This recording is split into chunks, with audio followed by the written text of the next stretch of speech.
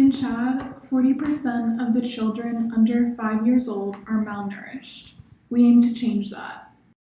Our NGO, Chad Health and Agricultural Development, will bring sustainable farming methods and accessible food to the malnourished population of Chad. We picture a world within our lifetime in which children and adults in Chad lead healthy lives free from malnutrition and uncertainty in where their next meal.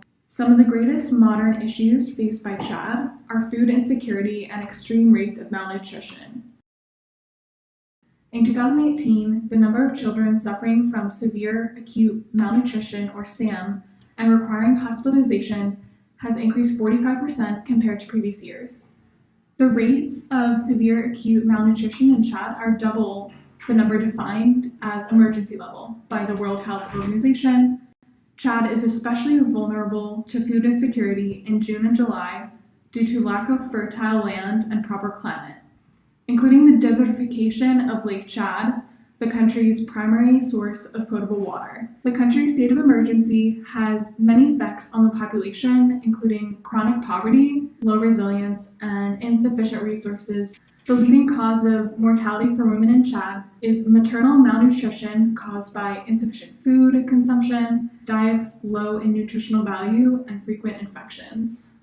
The first project objective that my group, Chad, decided we would tackle is furthering education regarding the ability to grow crops year-round using new techniques and methods. This truly is the underlying issue with food shortages in the desert areas of the country, as the same methods are being employed every year and they fail to produce sufficient food consistently. There is a number of reasons why this is the problem, but mainly it is the fact that the new agricultural techniques have not been brought to the area yet. Chad has a very specific climate alternating between wet and dry seasons, resulting in a very unique soil composition. This soil is not suited for the traditional growing methods that are currently being used, as these methods were not designed for such an extreme place.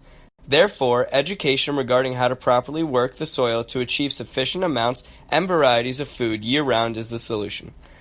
Specifically, we would like to set up centers with small fields where seminars would be hosted on a consistent basis. These seminars would be free to attend and would cover all the necessary skills to grow crops in the environment. We also plan to distribute the bare essentials needed by farmers, such as drought-resistant seeds and basic equipment such as irrigation hoses. A risk we anticipate with this objective is how our advertising will be received by the local population. We expect that cultural norms and stigmas will stand in the way of people coming to our seminars, even if they are for the better.